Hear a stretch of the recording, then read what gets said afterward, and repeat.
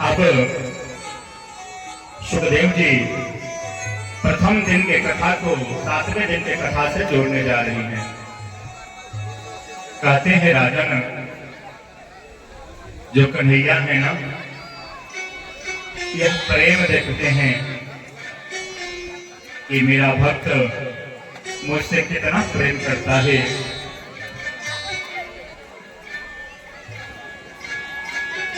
भगवान प्रेम के भूखे हैं।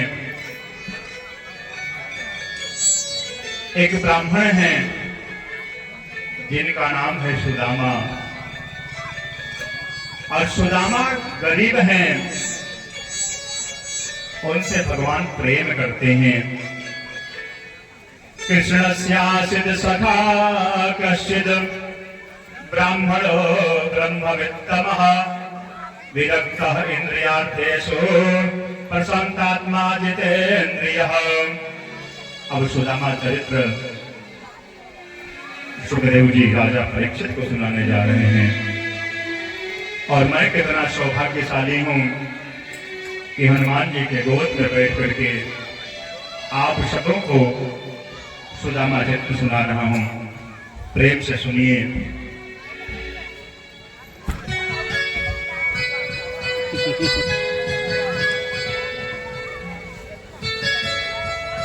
थोड़ी सी हम सुदामा जी पे चर्चा करते हैं। एकदम वितरागी संत हैं सुदामा जी, नैष्ठिक्य हैं, नित्य संध्योपासन करते हैं, भगवान का भजन करते हैं। ऐसे संत हैं सुदामा जी। और मैंने एक पुस्तक में पढ़ा था, यह मुझे बहुत गलत लगा। मैंने एक पुस्तक में पढ़ा था कि औरन को धन चाहिए बावरी, बावरी ब्राह्मण को धन केवल भिक्षा। सभी को तो धन चाहिए, लेकिन ब्राह्मण को सिर्फ भिक्षाटन करना चाहिए। यह गलत है, यह गलत है, यह गलत है। जो ब्राह्मण याचना करता है, जो ब्राह्मण भिक्षाटन करता है, उसका ब्राह्मणत्व नष्ट हो जाता है। लेकिन हाँ, दान लेने का कोई अधिकारी है, वह सिर्फ ब्राह्मण है। क्यों? क्योंकि दान को पचाने में अगर कोई समर्थवान है तो वह ब्राह्मण है महाराज। हमारे शास्त्रों में ऐसा बतलाया गया है, देवी पुराण में ऐसा बतलाया गया है कि जो ब्राह्मण एक माला गायत्री मंत्र जप करता है तो उसके दिन भर के किए हुए समूल पाप नष्ट हो जाते हैं। जो ब्राह्मण 3 माला गायत्री मंत्र जप करता है उसके 9 दिन के समस्त पाप कट जाते हैं। और जो ब्राह्मण 9 माला गायत्री मंत्र जप करता है तो उसके 1 महीना तक के किए हुए समस्त पाप कट जाते हैं। ऐसे ही अगर कोई ब्राह्मण 2-4 साल लगातार गायत्री मंत्र का जप कर ले महाराज, तो उसके जन्म जन्मांतर के पाप उसके कट जाते हैं। हमारा राहु खराब हो गया, ज्योतिषी जी के पास में गए हम। ज्योतिषी जी ने बोल दिया कि जाओ, राहु तुम्हारा खराब है, राहु का दान कर दो ब्राह्मण को। शनि खराब है, शनि का दान कर दो। तुम्हारा बृहस्पति खराब है, बृहस्पति का दान कर दो। यानी जो आपके जीवन में अशुभ है वह आप ब्राह्मण को दे रहे हैं। तो आपके जीवन का जो अशुभ है उसको बचाने में कौन समर्थवान है? तो वह ब्राह्मण है महाराज। ब्राह्मण दान लेने का अधिकारी है, लेकिन अगर कोई ब्राह्मण याचना करता है, मांगता है, तो उसका ब्राह्मणत्व नष्ट हो जाता है।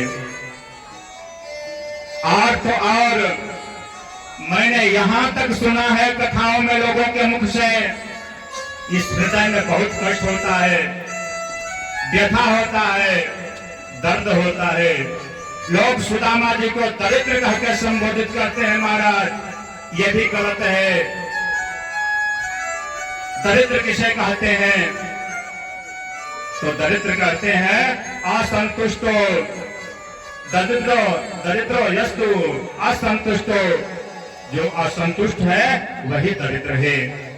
किसी धनवान व्यक्ति को हम दरिद्र कह सकते हैं, लेकिन कोई निर्धन है, कोई गरीब है, उसके जीवन में अगर संतुष्टि है और उसको कोई दरिद्र कहता है, महाराज कोई गलत होगा। मुझे एक कथा याद आ गई, मैं कथा के माध्यम से आपको बताना चाहता हूं कि दरिद्र कौन है। एक संत रास्ते से जा रहे थे, उन्हें एक फूटी कौड़ी मिलता है और वह संत उस फूटी कौड़ी को लेकर के अपने कमंडलू में रख लेते हैं। संत से लोग पूछते हैं कि अरे आप तो संत हैं, आप इस फूटी कौड़ी का क्या करेंगे? संत कहते हैं ये तो मैं भी जानता हूं कि मैं संत हूं, मैं इस फूटी कौड़ी का मैं क्या करूंगा, लेकिन मुझे कोई दरिद्र मिल जाएगा तो मैं यह फूटी कौड़ी उसे दे दूंगा। संत अयोध्या, मथुरा, माया, काशी, कांची, अवंतिका, द्वारावती इति सप्तपुरी प्रतिष्ठिते, सातों पुरियों में और चारों धाम में जाते हैं, दरिद्र को खोजते हैं, लेकिन उन्हें कहां कोई दरिद्र मिलने वाला है महाराज। वह थक करके एक पीपल के वृक्ष के पास बैठ जाते हैं। उसी समय चारों तरफ हल्ला होता है कि मारो मारो मारो, काटो काटो, भागो भागो भागो भागो। सभी लोग भाग रहे हैं। संत पूछते हैं एक सज्जन से, क्यों भाग रहे हो? और ये मारो काटो का आवाज कैसे मेरे कानों में सुनाई पड़ रहा है, क्या हो रहा है? वह सज्जन कहते हैं, महाराज आप भी यहां से भाग जाओ, नहीं तो आप किसी हाथी के पैरों के नीचे आ जाएंगे। क्यों, क्या बात है?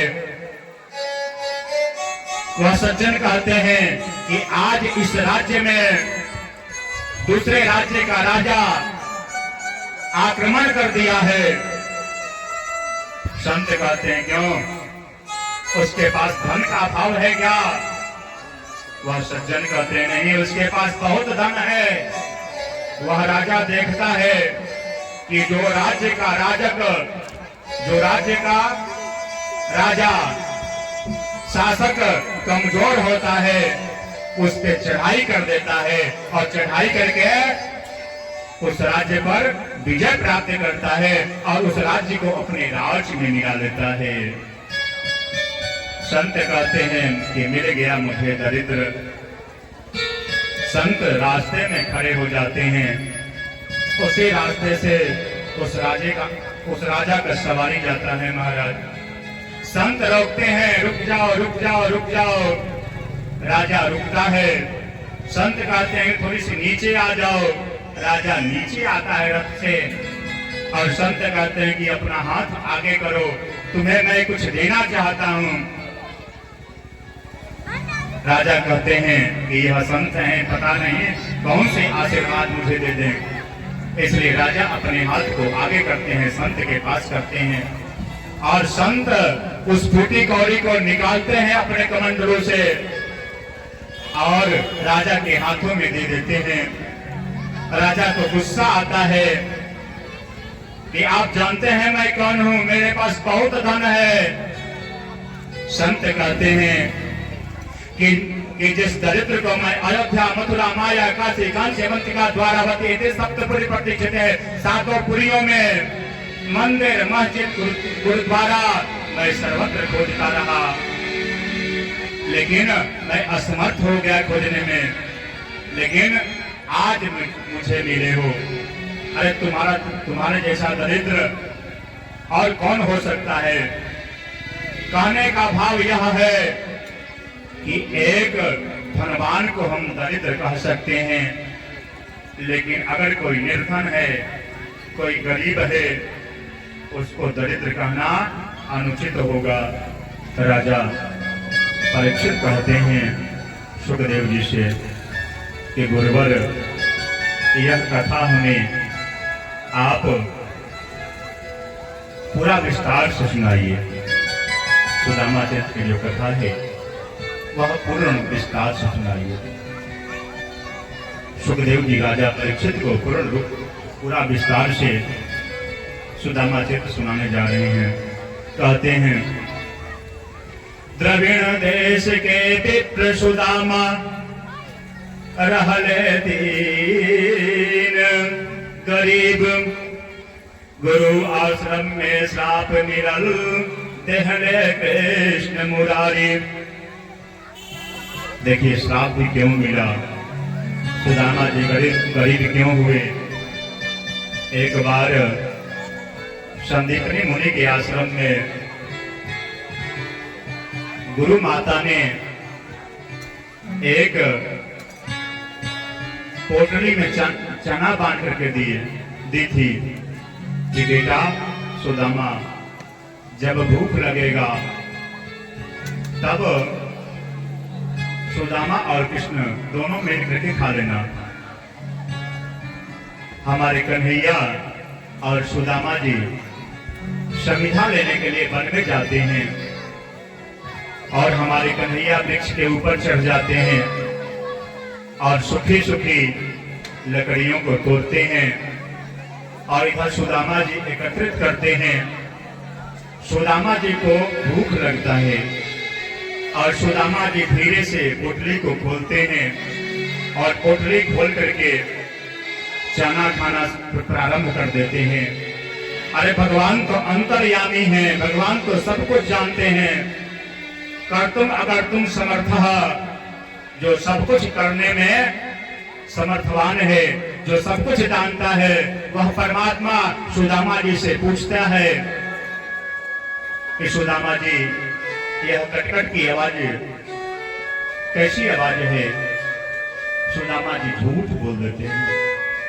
सुदामा जी कहते हैं, अरे कन्हैया, ठंड बहुत है ना, ठंड के चलते मेरे दांतों में कटकट की आवाज हो रही है। भगवान सब कुछ जान जाते हैं, फिर भी चुप रहते हैं। लेकिन हम लोग की क्या दशा है महाराज, हम लोग अनभिज्ञ हैं, फिर भी कहते हैं कि तुम मुझसे क्या छुपाओगे, मैं तुम्हारे बारे में सब कुछ जानता हूं। लेकिन भगवान सब कुछ जानते हुए भी अनभिज्ञ बन जाते हैं। ये है भगवान की लीला। भगवान कुछ भी नहीं बोलते हैं, लेकिन ऐसा साथ में बतलाया गया है कि गुरु से छल और मित्र से चोरी अगर किया जाए तो या तो व्यक्ति कोढ़ी होता है या तो व्यक्ति निर्धन होता है। इसलिए जीवन में कभी भी मित्र से छल मत कीजिएगा और गुरु से चोरी मत कीजिएगा। बोले जय जय श्री राधे। यही कारण है जिस कारण से सुदामा जी को गरीबी देखना पड़ा। इधर राजा परीक्षित सुखदेव जी से पूछते हैं कि गुरुवर, सुदामा जी और कृष्ण जी का मिलन कहाँ हुआ। सुखदेव जी कहते हैं, राजन, एक बार कृष्ण और बलराम रथ पे बैठ करके अवंतिकापुरी में संदीपनी मुनि के आश्रम में शिक्षा ग्रहण करने के लिए जा रहे थे। सुनसान निर्जन वन में एक ब्राह्मण बालक रो रहा था। उसके पैरों में कांटा लगा हुआ था और जैसे ही हमारे कन्हैया देखते हैं उस ब्राह्मण बालक को, रथ से नीचे उतर जाते हैं और पूछते हैं कि हे ब्राह्मण बालक, आप क्यों रो रहे हैं, क्या बात है। भगवान भक्त वत्सल है महाराज, क्या बात है बताइए। वह ब्राह्मण बालक सुदामा जी हैं और सुदामा जी कहते हैं कि मैं अवंतिकापुरी में संदीपनी मुनि के आश्रम में जा रहा हूं विद्या अध्ययन करने के लिए। समाज में धर्मोपदेश करने के लिए विद्या की आवश्यकता होगी, इसलिए विद्या अध्ययन करने के लिए मैं संदीपनी मुनि के आश्रम में जा रहा हूं। हमारे भगवान कृपालु हैं, इसलिए उन्हें भक्त वत्सल कहा गया है। भगवान कहते हैं कि हम लोग भी तो संदीपनी मुनि के आश्रम में ही चल रहे हैं। हे ब्राह्मण देवता, आप हमारे रथ पे सवार हो जाइए। और सुदामा जी को अपने रथ पे बैठा करके संदीपनी मुनि के आश्रम में लेकर के जाते हैं अवंतिकापुरी में। और हमारे कन्हैया 56 दिनों में समस्त विद्याओं का अध्ययन करके वापस जब आने के लिए तैयार होते हैं तो सुदामा जी से मित्रता हो गया है। इसलिए सुदामा जी से कहते हैं, सुदामा जी, आपको जब समय मिले, जब मेरी आवश्यकता हो, आप मेरे मथुरा में आ जाना। और हमारे कन्हैया संदीपनी मुनि के आश्रम से अध्ययन करके अपने मथुरा में आ जाते हैं। एक दिन सुदामा जी के पत्नी का नाम है सुशीला। सुशीला कहती है कि मैं सुनी हूं कि आपके बचपन के मित्र हैं कन्हैया, और इस समय द्वारिका के राजा हैं, द्वारिकाधीश हैं। सुदामा जी की आंखों में आंसू आ जाता है। सुदामा जी कहती है, अरे सुशीला, यह तुम क्या बोल रही हो? अरे मेरा कन्हैया मित्र थोड़े है, अरे मेरा लंगोटिया यार है कन्हैया। सुशीला कहती है कि अगर आपके लंगोटिया यार हैं तो आप जाइए, उनसे मिल करके आ जाइए। कितने दिन हो गए आपको मिले हुए सुदामा जी से? सुदामा जी कहते हैं, अरे जिसका कृष्ण जैसा मित्र हो वह अपने मित्र से क्यों नहीं मिलना चाहेगा? मुझे भी अपने मित्र से मिलने की इच्छा हो रही है। अब जैसे इसके बाद सुशीला के मुख से निकल जाता है कि आप जाएंगे द्वारिकाधीश के यहाँ, कन्हैया के यहाँ, तो हम लोग क्या जो गरीबी है वह दूर हो जाएगा, वह आपको बहुत सारा धन देंगे। सुदामा जी कहते कि नहीं, अगर तुम धन के लिए बोलोगी तो क्षमा करना देवी, मैं अपने जीवन में सदैव भगवान के मंत्र का जप ही किया हूं। आज मैं याचना करने जाऊंगा तो मेरा ब्रह्मणत्व नष्ट हो जाएगा। देवी क्षमा मत कर, क्षमा करो मुझे। सुशीला कहती है कि प्रभु कोई बात नहीं, आप द्वारिकाधीश से कुछ मत मांगिएगा, कम से कम जाकर दर्शन तो कर लीजिए। सुदामा जी कहते हैं, अगर दर्शन करने के लिए बोल रही हो तब तो मैं अवश्य जाऊंगा दर्शन करने के लिए, लेकिन मित्र के यहाँ, गुरु के यहाँ, भगवान के यहाँ, किसी रिश्तेदार के यहाँ अगर जाना हो तो कुछ ना कुछ लेकर के जाना चाहिए। और हमारे पास क्या है कि मैं लेकर के जाऊंगा कन्हैया के पास में। सुशीला कहती है कि इसके लिए आप मत चिंता कीजिए, मैं व्यवस्था करती हूँ। सुशीला अगर चाहती तो एक घरों से उसे 5 मुट्ठी चावल मिल सकता था, लेकिन सुशीला 5 घरों से 5 मुट्ठी चावल लेकर के आती है और बलिसात कपड़े में बांधती है, जो फटा हुआ है, सड़ा हुआ है, ऐसे कपड़ों में बांधती है और सिल करके बांधती है। अब जरा विचार कीजिए कि 5 घर के 5 मुट्ठी अगर चावल आएगा आपके पास में, तो कोई चावल मोटा होगा, कोई चावल पतला होगा, कोई चावल टूटा होगा, कोई चावल अरवा होगा, तो कोई चावल उसीना होगा। महाराज बड़ा बुद्धिमानी से कार्य करती है सुशीला। हमारे सुदामा जी जा रहे हैं, हमारे सुदामा जी जा रहे हैं। बैसाख का महीना है महाराज, ऊपर से धूप और नीचे से पांव जल रहा है। लेकिन प्रतिज्ञा है कि हमें द्वारिकाधीश से मिलने जाना है।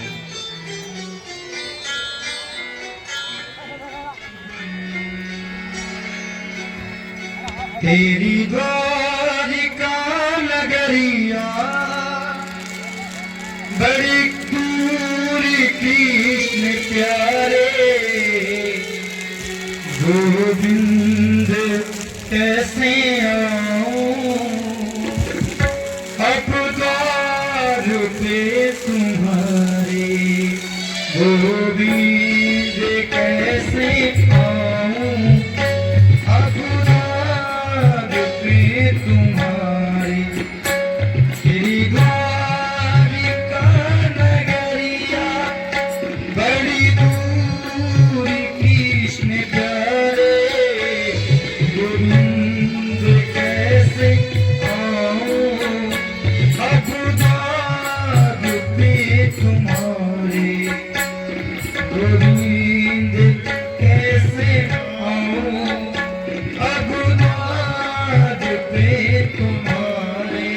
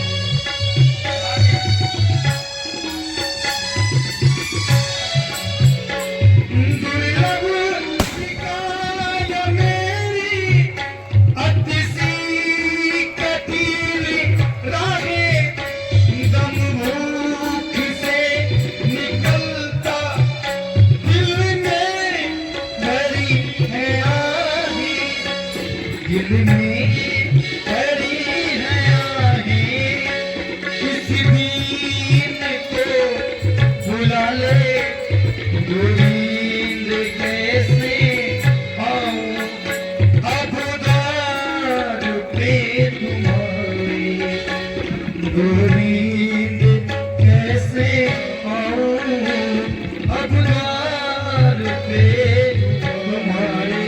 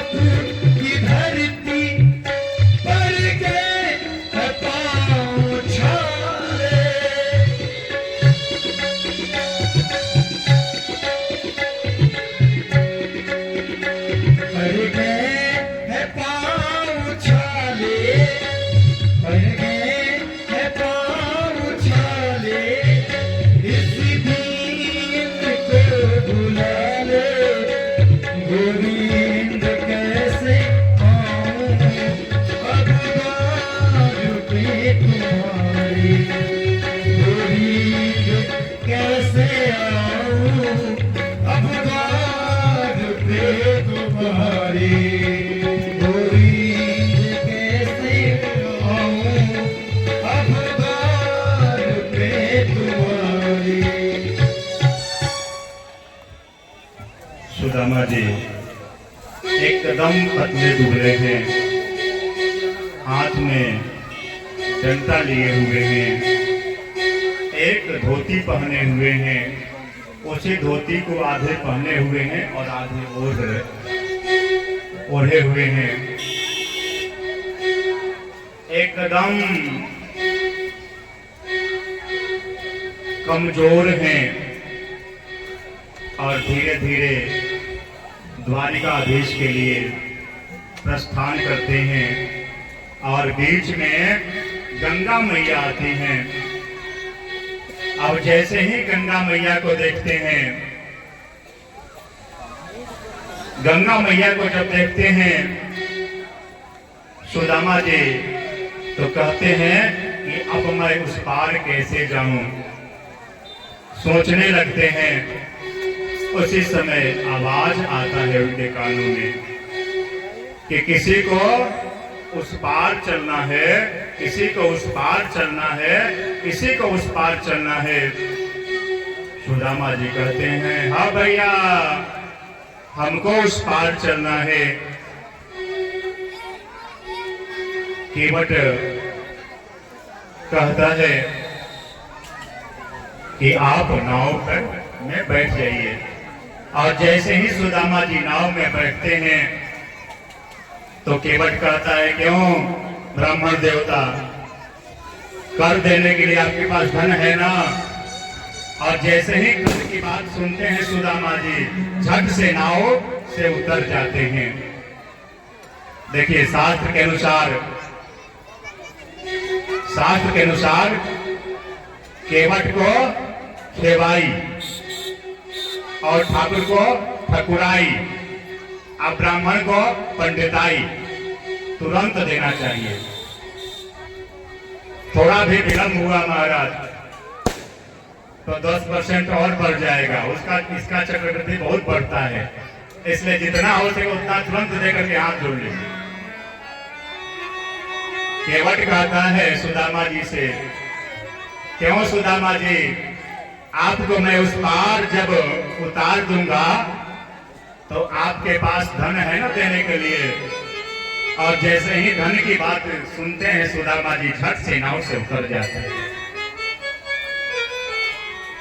केवट कहता है कि अरे सुदामा जी, आप ही जैसे भक्तों को, संतों को, ब्राह्मणों को पार लगाना मेरा कार्य है।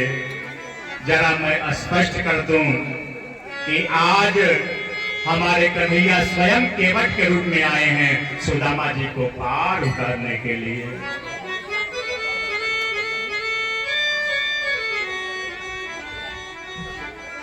सुदामा जी पुनः नाव में बैठ जाते हैं और एक तक केवट रूपी भगवान सुदामा जी को देख रहे हैं। और सुदामा जी जैसे ही केवट को देखते हैं तो कहते हैं, अरे भैया, मोको ऐसे क्यों देख रहे हो, क्या बात है, क्यों मुझे ऐसे तुम देख रहे हो। केवट रूपी भगवान कहते हैं, क्यों ब्राह्मण देवता, आपको कहां जाना है। सुदामा जी कहते हैं कि द्वारिका के जो राजा है ना कन्हैया, वह मेरे बचपन के मित्र हैं, मैं उनसे मिलने जा रहा हूं। केवट रूपी भगवान कहते हैं, ब्राह्मण देवता, इतनी लंबी लंबी डींगे मत हमको, पता है तुम्हें वह द्वारिका के राजा हैं और आप गरीब ब्राह्मण हो। आपके और द्वारिकाधीश की मित्रता कैसे हो सकती है। सुदामा जी की आंखों में आंसू आ जाता है। सुदामा जी कहता है, केवट भैया, ते ना जाने, मेरा जो कन्हैया है ना, यह वस्त्र थोड़े देखता है, अब मेरे गरीबी थोड़े देखता है। अरे मेरा कन्हैया तो सिर्फ निर्मल मन को देखता है। मेरा कन्हैया स्वयं कहता है कि निर्मल मन जन सो मोहि पावा, मोहि कपट छल क्षेत्र न भावा। छल छोड़ के जो भजता छलिया, छलिया भी चाह उसी की करता। हमारा कन्हैया कहता है कि भाव का भूखा हूं मैं और भाव ही एक सार है, और भाव से जो भजता चलिए भाव से तेरा पार है। कौन कहता है कि दीदार होता है नहीं? अरे आदमी खुद ही तलबगार नहीं होता है। अरे एक बार हमारे कन्हैया को पुकारो, देखो कैसे नहीं साकार होता है। अरे जाम से जाम पीने से क्या फायदा, सुबह को पी और शाम को उतर जाएगा। और एक बार कृष्ण नाम रस को पी करके देखो महाराज, जीवन आपका नशे में गुजर जाएगा। सुदामा जी की आंखों में आंसू आ जाता है। सुदामा जी कहते हैं, अरे केवट भैया ते ना जाने, मेरा जो द्वारिकाधीश है ना, वह वस्त्र थोड़ा देखता है, वह धन नहीं देखता है, वह निर्मल मन देखता है। केवल रूपी भगवान कहते हैं, अरे सुदामा, यह सारी दुनिया बदल गई, लेकिन जैसा मैं तुम्हें गुरुकुल में देखा था वैसे तुम आज भी हो। भगवान की आंखों में आंसू तो यहीं पे आ जाता है, लेकिन अंदर ही अंदर आंसू को पी जाती है।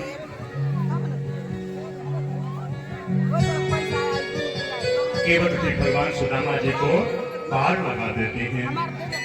और जैसे ही सुदामा जी उस पार पहुंचते हैं तो केवल रूपी भगवान से पूछते हैं, क्यों यहाँ से अभी द्वारिका कितना दूरी पे है? केवल रूपी भगवान कहते हैं कि सुदामा जी, जैसे आप चल रहे हो उस प्रकार से अगर आप चलेंगे तो आप दिन भर में 2 से 3 किलोमीटर तक चल पाएंगे। अगर आप ऐसे चलते रहे तो आपको 6 महीना लगेंगे द्वारिका जाने में। सुदामा जी की आंखों में आंसू आ जाते हैं। सुदामा जी कहते हैं कि कन्हैया, अब तो मैं चलने में असमर्थ हूं, अगर तुम्हें बुलाना होगा तो तुम मुझे बुला लेना। और सुदामा जी क्या करते हैं कि धोती को खोलते हैं, आधा धोती बालू के रेत पे बिछा देते हैं और आधा धोती ओढ़ करके सो जाते हैं और कन्हैया को पुकारते हैं। और कन्हैया स्वप्नवत सुदामा जी को द्वारिका बुला लेते हैं। और जैसे ही द्वारिका में सुदामा जी पहुंचते हैं स्वप्नवत, और उनका नींद खुलता है तो सुनते क्या है, द्वारिकाधीश की जय, द्वारिकाधीश की जय, द्वारिकाधीश की जय, चारों तरफ द्वारिकाधीश की जय, द्वारिकाधीश की जय, द्वारिकाधीश की जय। सुदामा जी कहते हैं, लगता है कि जब मैं सो गया था गंगा जी के तट पे तो कोई शेर आया होगा और मुझे खा लिया होगा और मैं स्वर्ग में आ गया हूं। लेकिन मैं पता करूं कि यह कौन सा स्थान है। सुदामा जी उठते हैं और उठ करके एक सैनिक से पूछते हैं कि भैया यह कौन सी नगरी है? वह सैनिक कहता है कि यह द्वारिकापुरी क्षेत्र। गुजरात में लोग छेड़ की भाषा का प्रयोग करते हैं। वह सैनिक कहता है सुदामा जी से कि भैया यह द्वारिकापुरी क्षेत्र। और जैसे ही सुदामा जी सुनते हैं कि अरे द्वारिकापुर तो 6 है, किस द्वारिका का राजा है हमारा कन्हैया? अब सोचने लगते हैं, लेकिन जैसे तैसे धीरे धीरे दरवाजे पे पहुंचते हैं, जो मेन दरवाजा है द्वारिका में प्रवेश करने के लिए। और द्वारपाल से पूछते हैं कि क्यों हमारा जो कन्हैया है इसे द्वारिका का राजा है? द्वारपाल कहते हैं कि हाँ, कन्हैया इसे द्वारिका के राजा हैं। तो हमारे सुदामा जी कहते हैं कि जाकर के कन्हैया से कह दो कि आपका बचपन का मित्र सुदामा आपसे मिलने आया है। भगवान के जो द्वारपाल हैं वह जय और विजय हैं महाराज, बड़े शांत स्वभाव के हैं। द्वारपाल कहते हैं यानी इसमें कौन सी बड़ी बात है?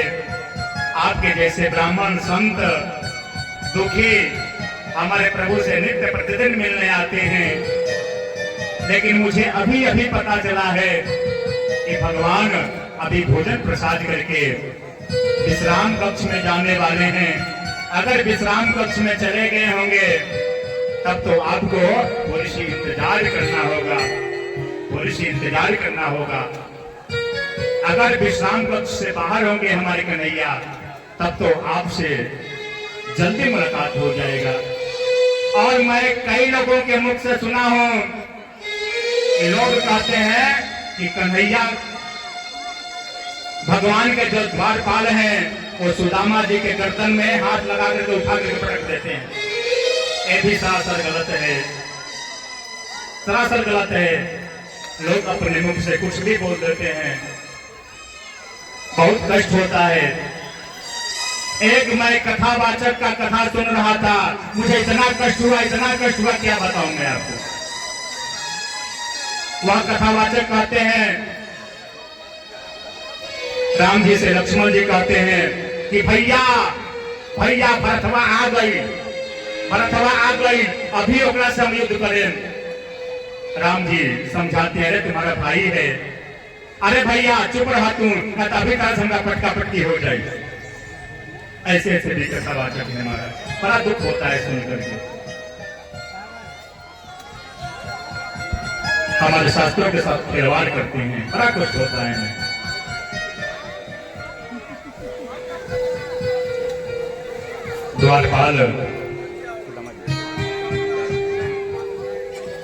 द्वारपाल जाते हैं,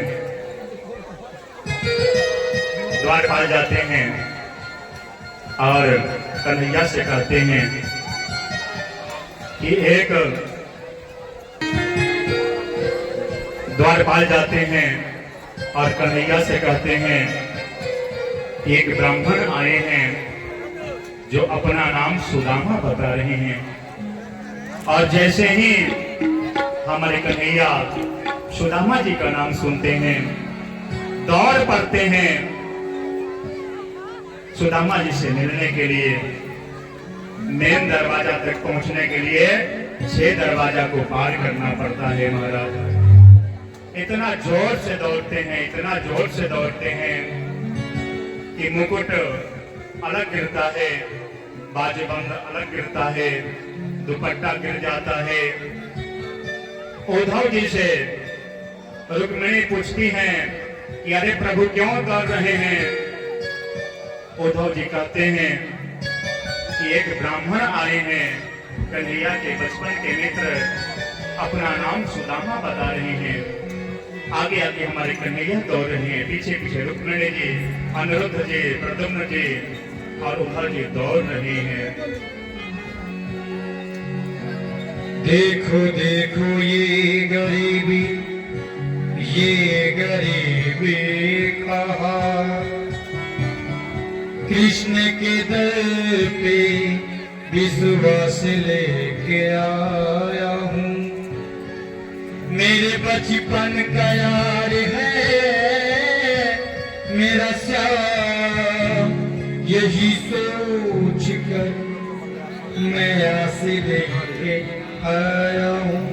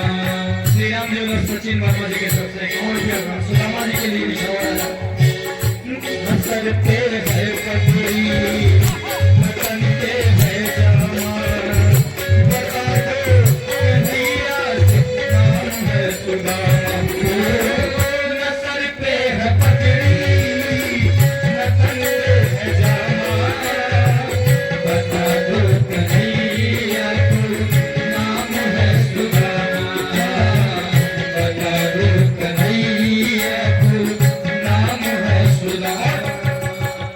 तुम एक बार मोहन से जा करके कह दो, तुम एक बार मोहन से जा करके कह दो कि मिलने सका भी नसीब आ गया है, नसीब आ गया है।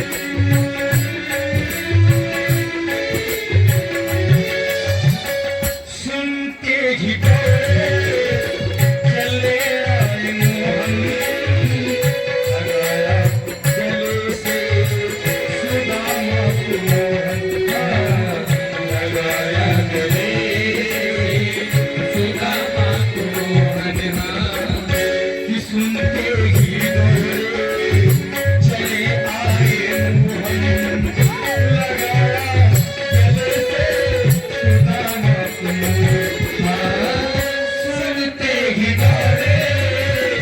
चले आए मोहन, लगाया गले सुदामा को मोहन, लगाया गले से सुदामा को मोहन।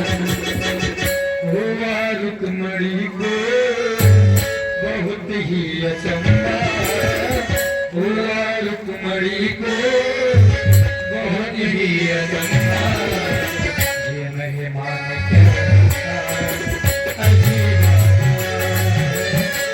ये मेहमान कैसा अजीब है,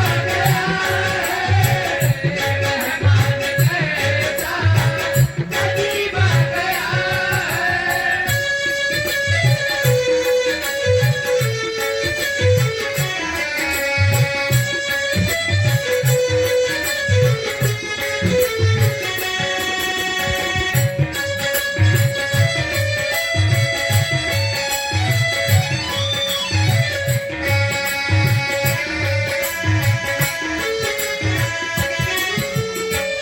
बराबर में अपने सुदामा बिठाए, चरण आंसुओं से श्याम ने धुलाए, चरण आंसुओं से श्याम ने धुलाए, चरण आंसुओं से श्याम ने धुलाए।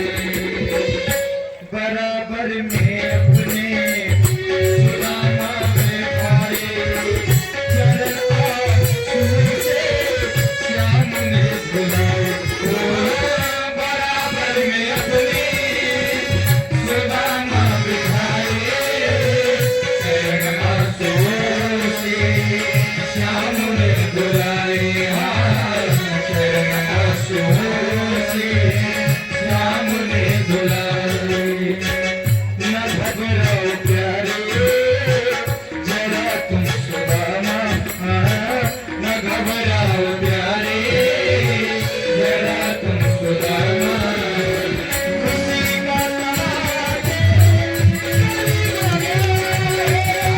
खुशी का समाज करीब आ गया है, खुशी का समाज करीब आ गया है, खुशी का समाज करीब आ गया है। और जैसे ही कन्हैया दौड़ करके जाते हैं और सुदामा जी को देखते हैं, सुदामा जी को हमारे कन्हैया अंकों में भर लेते हैं और धीरे धीरे लेकर के आते हैं महलों में और अपने सिंहासन पर बैठाते हैं। रुक्मिणी जी जाती हैं परात लेकर के आती हैं और स्वर्ण कलश में जल लेकर के आती हैं सुदामा जी के पैरों को धोने के लिए। उससे पहले हमारे कन्हैया सुदामा जी को देख करके उनकी आंखों में से उनकी आंखों से आंसू निकलना शुरू हो जाता है। देखी सुदामा के दीन दशा करुणा करके करुणा निधि रोए। पानी परात को हाथ छुयो नहीं, नैनन के जल सो पग धोए। ऐसे बिहाय विवाइन सो पग, कष्टक जाल लगे पुनि रोए। हाय महा दुख पायो सखा तुम, आए थे नंगे दिन खोए। हमारे कन्हैया कहते हैं, हे सखा इतने दिन तुम कहाँ रहे, तुम्हें इतना दुख हुआ। कन्हैया रो रहे हैं और अपने आंसुओं के जल से सुदामा जी के पैरों को धो देते हैं। सुदामा जी के पैरों को धो देते हैं। रुक्मिणी जी स्वर्ण कलश में जल लेकर के आती हैं, परात लेकर के आती हैं। कृष्ण और रुक्मिणी जी कन्हैया के चरणों को धो रही हैं।